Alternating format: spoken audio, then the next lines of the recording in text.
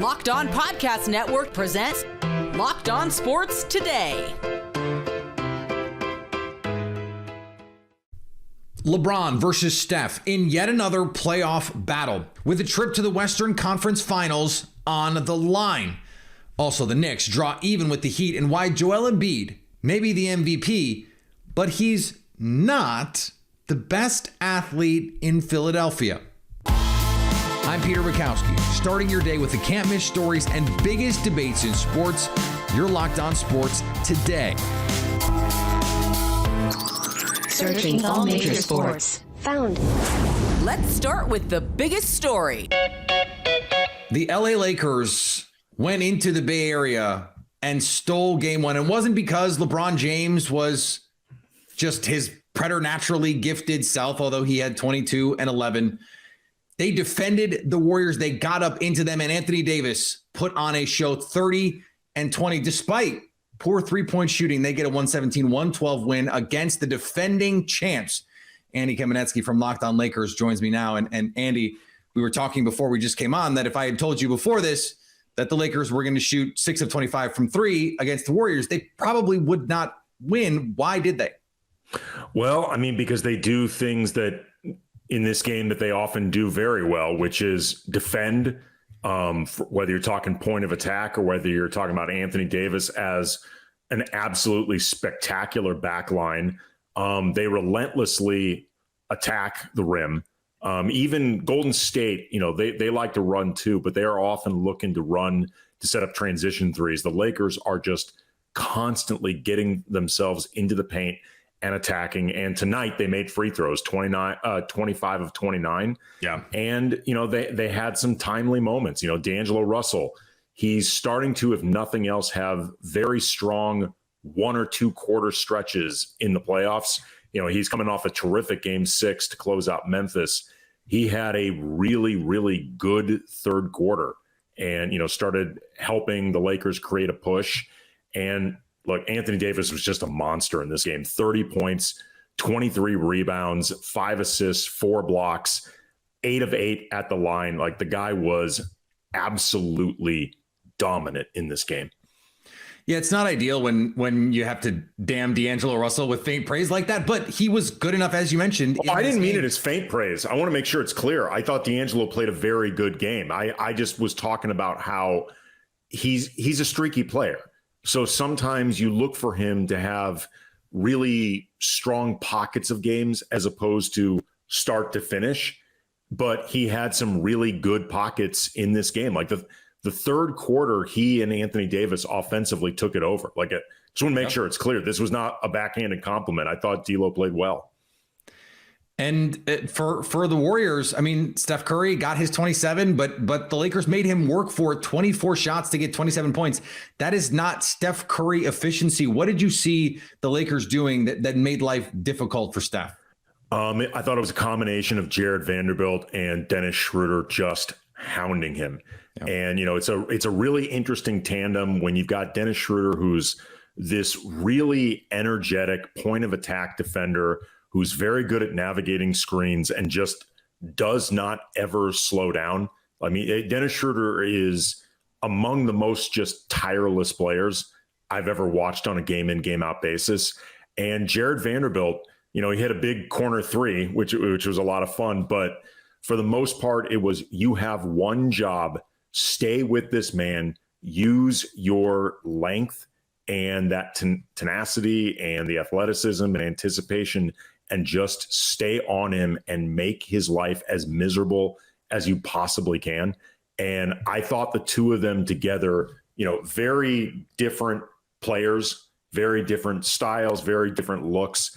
I thought they did a really good job keeping Steph Curry from getting into any type of comfort zone. Stay up to date all year on the LA Lakers by subscribing to Locked On Sports Today and Locked On Lakers on your favorite podcast app and on YouTube. Thanks for making Locked On Sports Today your first listen. Coming up, the Knicks got a much-needed win to even the series. Before we get to that, though, Joel Embiid as the MVP is official. Looking for a delicious snack but don't want all the sugar and the calories? Then you need to find the best-tasting protein bar ever. And guess what? I already found it. It's Built. And if you're like me, you're always looking for healthier snack options, but you don't want to compromise on taste. That's also me. And I found it. I found it for you. Built Bars and Built Puffs. They are incredible because they taste like everything you could possibly want, covered in 100% real dark chocolate. They come in ridiculous flavors like churro, peanut butter brownie, cookies and cream. I had a peanut butter puff today. It was wonderful.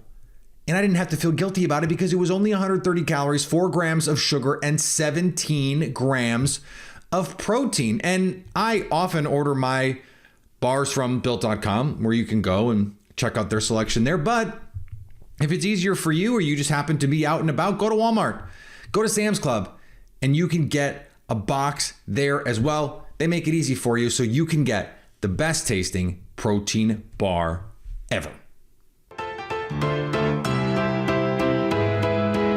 The most valuable player in the NBA is Joel Embiid. What seemed like a tight race throughout much of the season ended as a blowout, with Embiid garnering 73 of the 100 available first place votes. Nikola Jokic had 15 first place votes, while Giannis Antetokounmpo captured 12. The process had a career year. He led the NBA in scoring for a second straight season while improving his efficiency. He averaged career highs 31 points and almost 55% shooting to go along with 10 rebounds, 4 assists, and almost 2 blocks a game. After finishing second to Jokic the last 2 years, Embiid finally has his trophy. The Green Bay Packers did one better than pick up the fifth-year option of Jordan Love. What was taking the Packers so long to make a decision on Jordan Love's fifth-year option? And the answer is they weren't deciding on that fifth-year option. They were negotiating a new contract. Now, it essentially looks like what the fifth-year option would have been. The difference is, instead of fully guaranteeing that $20.3 million that would have been on the option, it's only a little over $13 million fully guaranteed, but Jordan Love gets performance-based incentives. There's upside there that it can get over $22 million. It's not a big difference, but it is a difference, and it is a smart move for both sides. The Packers get a little protection against a player who has never made more than one start in a season, never been a preferred starter, and it's a little extra upside for Jordan Love, who the Packers clearly expect to be the starter in not just 2023, but 2024 as well. Tough news for the Phoenix Suns as Chris Paul's status is in doubt for games 3 and 4 against the Denver Nuggets this weekend because of a left groin strain. He's expected to push for a return, but the possibility of recovering by Friday's game 3 in the Western Conference semifinals is believed to be a significant challenge, according to a report from ESPN's Adrian Wojnarowski. Paul appeared to sustain the injury after battling to box out Nuggets guard Kentavious Caldwell-Pope late in the third quarter in Game 2 on Monday. He checked out of the game with 4:32 remaining in the quarter and immediately headed to the locker room. The Florida Panthers keep on rolling in the Stanley Cup playoffs as they take advantage of myriad miscues from the Toronto Maple Leafs to win Game 1. 2 days after the Florida Panthers get the biggest upset in NHL postseason history, the Florida Panthers go into Scotiabank Arena and get a 4-2 win over the Toronto Maple Leafs. What is up, guys? This is Armando Velez from the Locked On Florida Panthers podcast, and the Florida Panthers steal home ice advantage from the Toronto Maple Leafs in this second round series.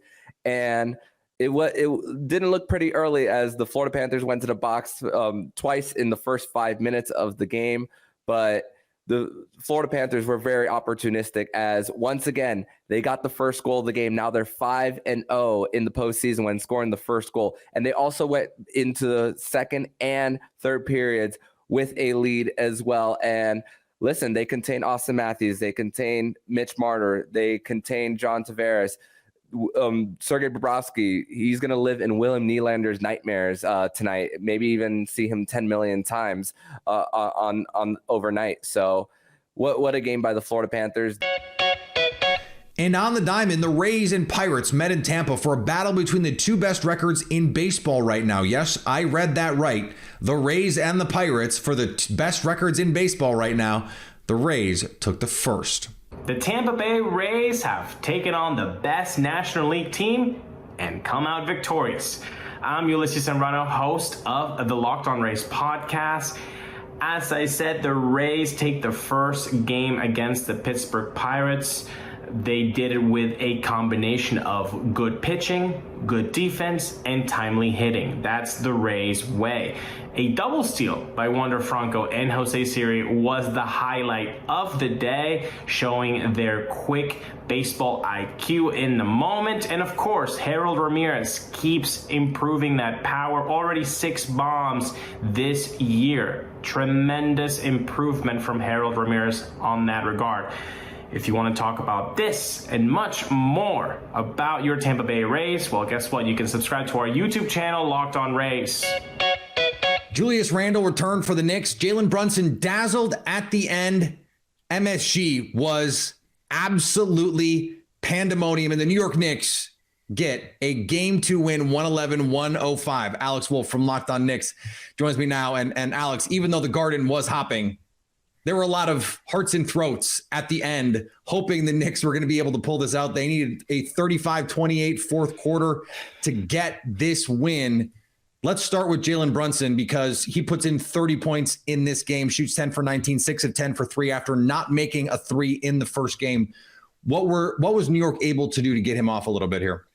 Yeah, I mean, thankfully, he kind of put it together towards the end. In the first half, things were not going great. I didn't think for him. I didn't think his shot diet was great. He also just wasn't making a lot of the shots that you want him to make. But luckily, he came out in the second half and looked more like his old self. That he had this like injury suddenly come up yesterday that we'd like just all of a sudden heard about, where it's like, oh, he's questionable with an ankle injury. So like, I don't know if that was hampering him in the first half or what, but he seemed to figure himself out in the second half. I mean, I think the best thing to get him involved more, and we saw this happen, is to take the ball out of his hands a bit. Like, I think that I think that Miami is pretty uniquely equipped to defend him pretty well. Like, just the way that they schematically approach things, they go to zone a lot. And like, if you could trap Brunson, like that's where you could sort of exploit his lack of size and lack of vision from like a trap position like that, just because honestly, he doesn't have the height to like, it's like a quarterback that can't see over the offensive line. You know what I mean? Like, if you trap him just right, it's going to really hamper what he can do with the ball in his hands. And, the Knicks are going to be better served. I think like they kind of found something here in this game, I think, by getting the ball in Julius Randle's hands and then letting him spray it out to shooters. So this is a 6-point game at home in a must-win game where the Heat don't have their best player, where Jalen Brunson scores 30 on better than 50% shooting. Julius Randle almost has a 25-point triple-double. RJ Barrett scores 24, and you just barely win? Like, am I wrong to be a little worried about that if I'm the Knicks? No, not at all. I mean, they squeaked out 1-1 at home in the first 2 games, and reasonably they could have been 0-2, and I basically would have been coming on here being like, well, it was a good run. Like, because there's almost no way I could see this team with the way that they're playing right now coming back from 0-2. That said, they did well to at least give themselves a chance. Yeah, exactly. They did well to give themselves a chance. You win 1 game in Miami and suddenly this is a series now again. It just becomes, just win your home games and you're good. Which is a luxury they didn't have in the last round. Like, they had to sort of seize the advantage in the last round and take it from the Cavs and close it out. But yeah, I'm definitely worried, dude. Like, I'm not sitting here like happy. This is a Heat team without Jimmy Butler, still without Tyler Hero. I mean, that's 2 out of the 3 best players, and Bam Adebayo is not like an offensive fulcrum. You know what I mean? Like, he's not like an offensive minded superstar. He's like a well-balanced star, that's going to get you a lot on defense, rebounding, and then can offer a little more than say like a Mitchell Robinson on offense, but still is no like dynamo on offense. The fact that like Gabe Vincent and Caleb Martin, it is Caleb Martin, right? I keep forgetting which Martin it even is, because like, where has he come from? Like, I don't understand.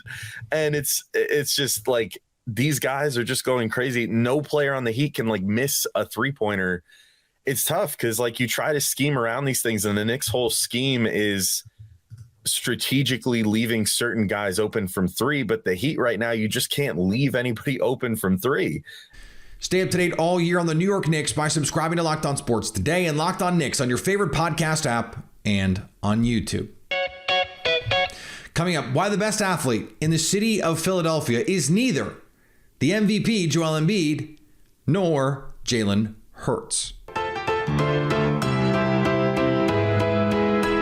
Joel Embiid is the MVP. Jalen Hurts just took his team to a Super Bowl and earned a hefty new payday, but neither are at the top of the mountain as far as Philadelphia sports go, at least according to Locked On Phillies host Connor Thomas. Bryce Harper is officially back. Absolutely incredible that this guy has returned to the lineup already. I mean, it's nothing short of superhuman.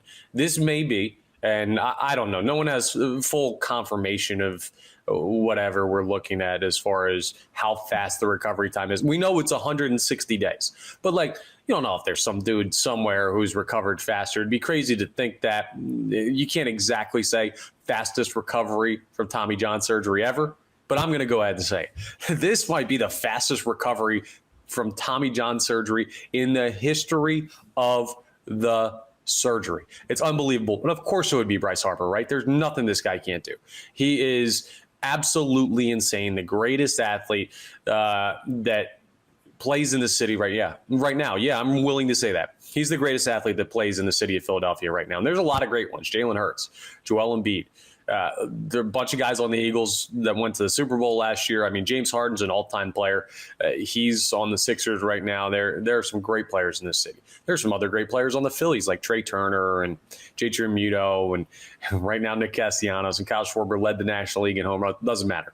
Bryce Harper is the greatest athlete in this city right now. He's incredible. He might be the greatest athlete I've ever seen put on a Philadelphia uniform. Look, I get it. Bryce Harper is a two-time MVP. Joel Embiid has just the one. Jalen Hurts has not done it. But on some level, it is still just baseball. And I don't want to reduce this whole argument to just being about baseball. But when the Eagles are good, there is nothing like it. When the football team in a city is good, generally there is nothing like it. And no one right now has more juice than Jalen Hurts. Joel Embiid has playoff failures on his resume. He has MVP shortfalls on his resume. He has not even gotten to an Eastern Conference Finals, while Jalen Hurts just went to the Super Bowl. In fact, nearly outdueled Patrick Mahomes in said Super Bowl. He is young. It is all in front of him. The excitement, the anticipation, it just can't be matched, even with what happened last year with the Phillies and their run, or what is going on right now in Philadelphia with the Sixers. Now, if the Sixers go win an NBA title, it's Embiid. If the Phillies go win a World Series, great, Bryce Harper. But right now, I don't know how it can be anyone other than Jalen Hurts. And finally, Super Bowl 57 was the most watched U.S.-based telecast of all time, according to revised data announced Tuesday by ratings agency Nielsen. The Kansas City Chiefs' 38-35 victory over the aforementioned Philadelphia Eagles on February 12th drew an average of, get this, 115 million viewers across all platforms, nearly 2 million more than Nielsen's previous announcement. The updated figure includes people who watched the game on the Fox or Fox Deportes TV networks or streamed the game on Fox digital properties or NFL Plus. As I said, football is still king. Thanks for making Locked On Sports Today your first listen. Now go find your favorite team's Locked On podcast and make them your second listen. Coming up tomorrow, can the Nuggets win the West this year? So at least until tomorrow, stay Locked On Sports Today. Locked On Podcast Network presents Locked On Sports Today. For more episodes of Locked On Sports Today, go to our video on demand. Click on Sports at the top of your screen. There, you'll find past episodes of Locked On Sports Today, plus other Locked On shows on demand.